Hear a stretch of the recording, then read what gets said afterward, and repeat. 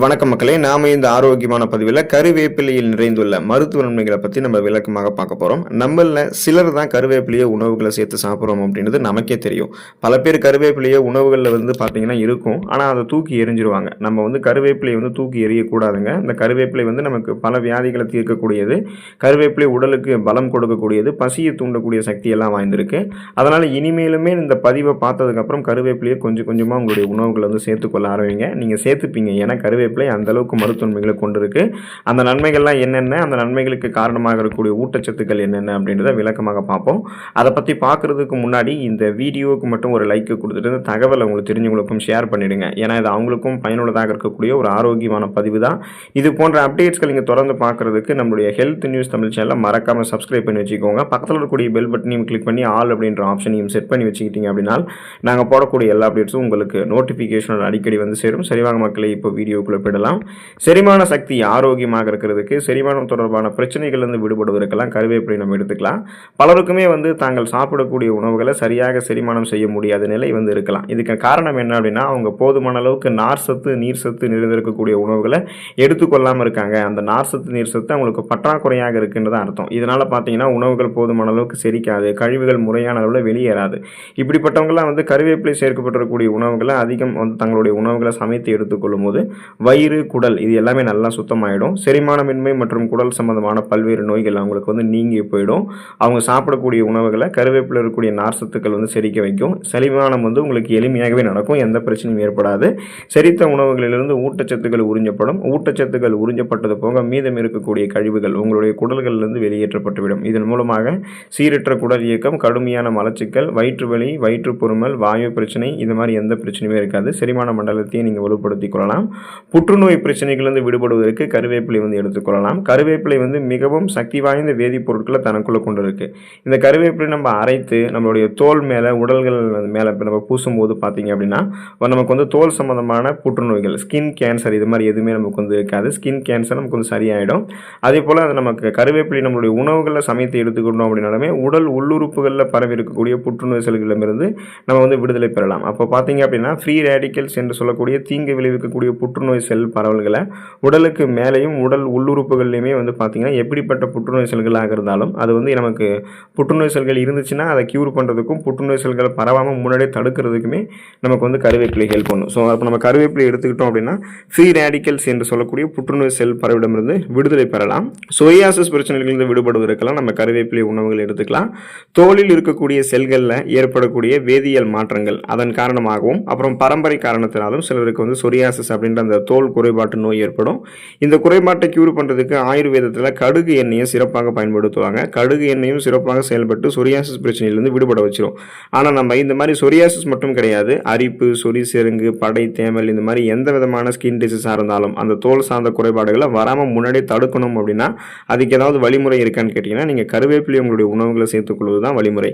கருவேப்பிலை நீங்கள் நல்லா மென்று சாப்பிடும்போது, கருவேப்பிலை சேர்த்து செய்யப்பட்டிருக்கக்கூடிய உணவுகளை தொடர்ந்து உணவுகளை நீங்கள் எடுத்துக்கொள்ளும் போதெல்லாம் தோல் சம்பந்தமான வியாதிகள் உங்களை எளிதில் அணுகாது. அது உங்களுக்கு அந்த பூஞ்சை தொற்றுகளை எதிர்த்து போராடக்கூடிய பண்புகளை கொடுத்து தோல்களை ஆரோக்கியமாக பராமரிக்கும். தோல் செல்கள் சிறப்பாக பராமரிக்கும். இதனால சொரியாசிஸ் மட்டும் கிடையாது, எந்த தோல் தொடர்பான பிரச்சனைகளுமே உங்களுக்கு வராது.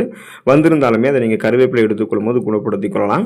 தலைமுடி ஆரோக்கியமாக அடர்த்தியாக கருகருவென்று வளர்வதற்கெல்லாம், தலைமுடி தொடர்பான தொந்தரவுகள் விடுபடுவதற்கெல்லாம் கருவேப்பிலை நம்ம பயன்படுத்தலாம். தலைமுடி ஆரோக்கியமாக இருக்க வேண்டியது ரொம்ப ரொம்ப அவசியம். ஏன்னா இன்றைய காலத்தில் தலைமுடிக்கு நிறைய பங்குகள் இருக்கு. அப்போ நமக்கு தலைமுடி தொடர்பான பிரச்சனைகள் என்னென்ன ஏற்படுது அப்படின்னா இளநரை, பித்தநரை ஏற்படுறது, தலைமுடி சீக்கிரமே அதனுடைய அந்த உறுதித்தன்மை இழந்து உதிர்ந்து விழுறது, பேன் பொடுகு தொல்லை ஏற்படுறது, இந்த மாதிரி பிரச்சனைகள்லாம் இருக்குங்க இல்லையா. ஸோ இதெல்லாம் கியூர் பண்ணணும் அப்படின்னா முடிக்கு பார்த்தீங்கன்னா வேர்க்கால்கள் வரைக்குமே போதுமான அளவுக்கு ஊட்டச்சத்துக்களை கொடுத்து முடியை வேர்க்கால்கள் வரைக்குமே பலப்படுத்தணும்.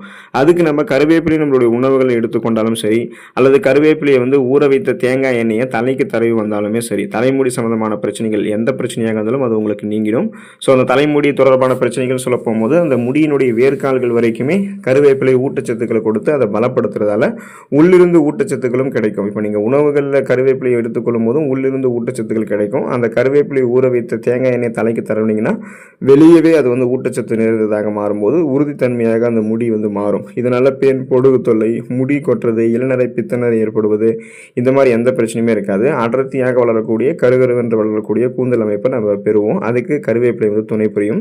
அனிமியா என்று சொல்லக்கூடிய இரத்த சோகை நோய், இந்த நோய் குணப்படுத்தப்பட்டு மீண்டும் வராமல் தடுக்கப்படுவதற்கு கருவேப்பிலை எடுத்துக்கலாம்.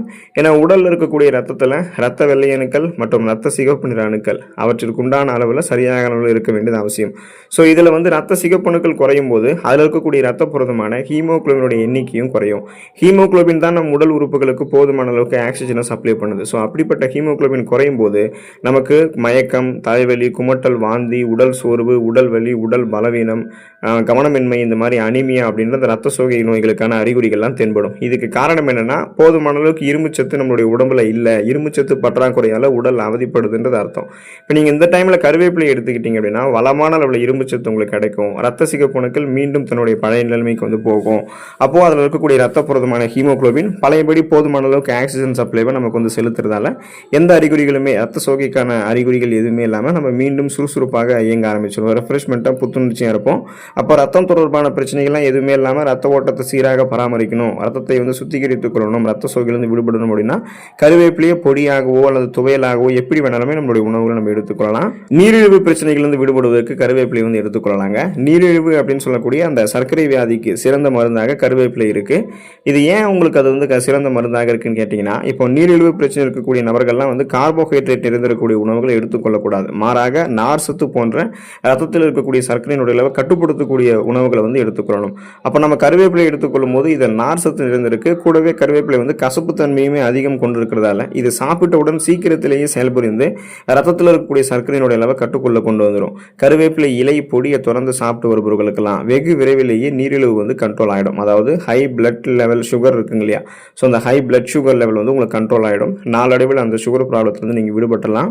ஒருவேளை உங்களுக்கு வந்து இப்போ சுகர் ப்ராப்ளம் இல்லை, வருங்காலத்திலையும் வரக்கூடாது அப்படின்னு நீங்கள் இளைஞர்கள் நினைக்கிறீங்க அப்படின்னா தொடர்ந்து தினமும் கருவேப்பிலை உங்களுடைய உணவுகளில் இப்போ இருந்து சேர்த்துட்டு வரக்கூடிய இந்த முயற்சிகளை மேற்கொண்டீங்க அப்படின்னா வரும் காலத்திலையுமே நீரிழிவு பிரச்சனை இல்லாமல் நீங்கள் இப்போ இருந்தே நலமோடு இருக்கலாம். இதயம் ஆரோக்கியமாக இருக்கிறதுக்கெல்லாம் கருவேப்பிலை வந்து எடுத்துக்கொள்ளலாங்க.